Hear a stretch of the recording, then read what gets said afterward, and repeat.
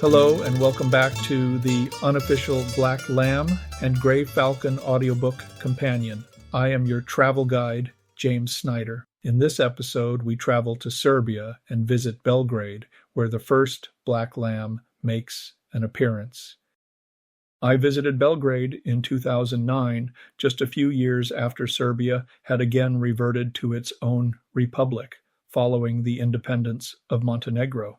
Joined until 2006, the two entities had made up what was left of Yugoslavia following the wars of succession in the 1990s and the overthrow of Slobodan Milosevic in 2000 following the NATO air campaign against ethnic cleansing in Kosovo. The evidence of that war was still manifest as I walked past mangled ministry buildings on the city's main thoroughfare. West does not spend much time describing the place, but she is evocative when she does. Initially, Belgrade depresses her. I felt a sudden abatement of my infatuation for Yugoslavia, she writes. But her spirits are rescued by an extraordinary scene she witnesses in the hotel bar. In none of those great cities have I seen hotel doors slowly swing open to admit, unhurried and at ease, a peasant holding a black lamb in his arms. He was a well-built young man with straight fair hair, high cheekbones, and a look of clear sight. This is the first reference to a black lamb in the book, and while West here alludes to this encounter, the titular animal actually follows later in the book. In the meantime, she marvels. He stood still as a Byzantine king in a fresco, while the black lamb twisted and writhed in the firm cradle of his arms, its eyes sometimes catching the light as it turned and shining like small luminous plates. In 2009, I strolled Kalemegdan Park, covering the historic battlements and a commanding promontory over the confluence of the Sava and Danube rivers. Kalemegdan is the special glory of Belgrade and indeed one of the most beautiful parks in the world, West writes accurately. She enjoys a stroll in the park, separated from the city bustle, passing busts of the departed nearly great as children play among the lilacs. There is one peculiarity in the park, a sculpture by Ivan Meshtrovic, whom West otherwise extols throughout her travels.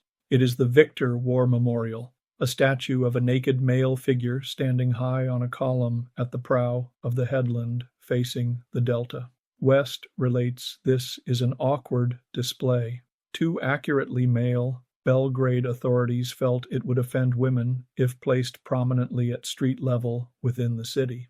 So it was located here in Kalemegdan, where it is only slightly more appropriate, as the figure faces the direction from which so many have attempted to sack Belgrade over centuries. But that means the main public view of the statue from the park is the victor's ass. West uses this vista as a point of departure to explain, in often overpowering detail, the history of 19th century Serbia. She illustrates this through the personal stories of two noble houses, cutthroat rivals for the crown of Serbia. For an observer from the 21st century, these machinations of royal politics in the Balkans can appear tedious, and they are, at least in comparison to the sexualized violence of Game of Thrones or the exotic prize of Arrakis in Dune. The Obrenović dynasty ruled Serbia for most of the 19th century. Supported by the hated Austro-Hungarians, their rule came to an extremely violent end when Serbian nationalist officers, part of the secret Black Hand organization led by Dragutin Dimitrijević, who would figure in the assassination of Franz Ferdinand, murdered King Alexander I and his wife Queen Draga in her bedroom. They were shot and their bodies stripped, mutilated, and disemboweled before the conspirators threw them off a second-floor balcony.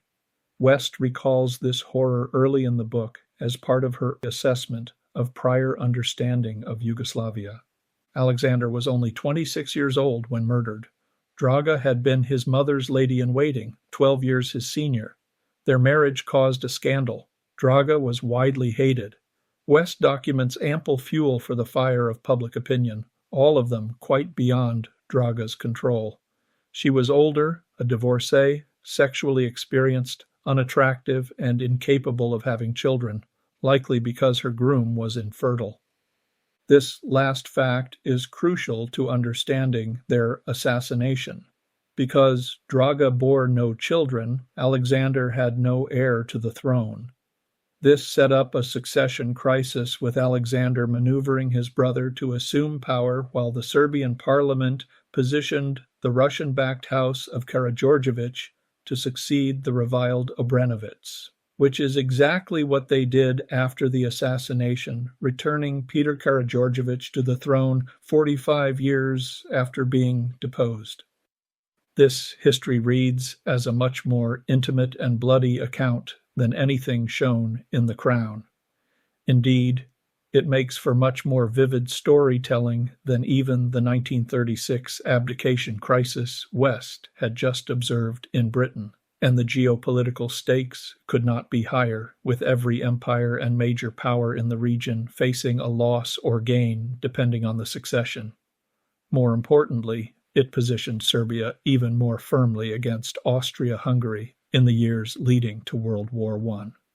History aside, in this chapter, West introduces a character who will play foil to her Balkan reveries. As she arrives in Belgrade in passing, West introduces us to the antipole character in her narrative, the wife of Constantine, whom she calls Gerda. Their first meeting sets the tone for the rest of the narrative. West has a book under her arm that Gerda has no trouble judging by its cover. West finds this rejection out of hand to be baffling. Gerda doesn't appear to evince even modest curiosity. She is too happily and self-righteously ensconced in the citadel of bourgeois ignorance. Gerda proves later to be a terrible traveling companion. Although West does capture Gerda in moments of content repose, a sliver of her humanity shining through dark clouds of prejudice and resentment, the overwhelming impression of Gerda is of a spiteful sociopathic racialist and shrew. Ironically, in response to her editor's concern that she treated Gerda too harshly, West argued if anything else she had toned down her nemesis character. There was a larger personal dynamic at work in this awkward square dance. Constantine was indispensable to West as a guide, but given her previous experience with him, she deliberately traveled with her husband Henry Andrews to protect against Constantine's predations. Attempted sexual assault aside, Constantine for himself appeared sincere in his affection, writing West a love letter in exquisite French. Every biographer of West writes that Gerda knew all too well her husband's obsession for West and very likely elbowed her way into the traveling party to check him too.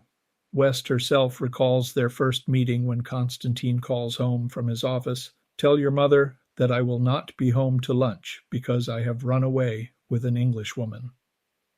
Gerda was Elsa Vinaver, born Elisabetta Silex in 1897 in Stettin, at the time a major port city for the German Empire, but today is now Szczecin in western Poland, on the Baltic Sea, about 2 hours from Berlin. Her father was a Lutheran rector. She had a sister and 2 brothers, one of whom was named Karl Silex. West describes Karl in passing in her collected letters as a Nazi journalist. This is true as far as it goes. Karl Silex was indeed a journalist and the editor of the Deutsche Allgemeine Zeitung during the peak years of Nazi control from 1933 to 1943. He recovered his reputation after the war and edited Tagesspiegel until 1963. He wrote in English and in the interwar years reporting from London, briefly married an Englishwoman. He wrote several books, including his memoirs. Silex also served in both World Wars with the Imperial German Navy and later the Kriegsmarine. During the waning days of World War II, he was recalled to service and commanded a mine-laying ship attached to an unconventional small unit that fought in the North Sea. He appears to have participated in Operation Hannibal, the evacuation of German civilians and soldiers from East Prussia ahead of the Soviet army advance in early 1945. He documented several attacks on his ships, and shortly before the surrender, he scuttled his entire flotilla. This sibling relationship provides some potential insight into Elsa's character. West is unstinting in her disgust for Gerda in Black Lamb and Grey Falcon, and that hatred is carried over in her letters. There, West describes Elsa as mad, having attempted suicide and infanticide, and reports that she had been committed to an asylum at least twice. The Nazi business has made her madder, West writes her husband. Elsa is horrified that she had married a Jew and polluted the sacred Nordic blood by having 2 sons with Viniver, the youngest of whom is named, not coincidentally, Constantine. While publicly available information suggests Karl Silex resisted Nazi propaganda during the war, he was a member of the Führer Council of the German Press, but never joined the National Socialist Party. The truth is, he served the regime both in and out of uniform. He was appointed editor-in-chief of the Deutsche Allgemeine Zeitung following a publishing ban for enraging Adolf Hitler. Knowing that her more prominent brother was serving the fatherland may have been an aggravating factor in Elsa's state of mind. There is an extraordinary story buried below the few details about Elsa that we have. West and her husband offered asylum to Vinaver during the war, but as a Yugoslav patriot, he remained and served in the army opposing the German invasion in 1941. He was almost immediately captured and spent the remainder of the occupation in a prisoner of war camp. He managed to hide his Jewish origins, which very likely saved his life. That was not the fate of his mother, who perished in the notorious Banjica concentration camp near Belgrade.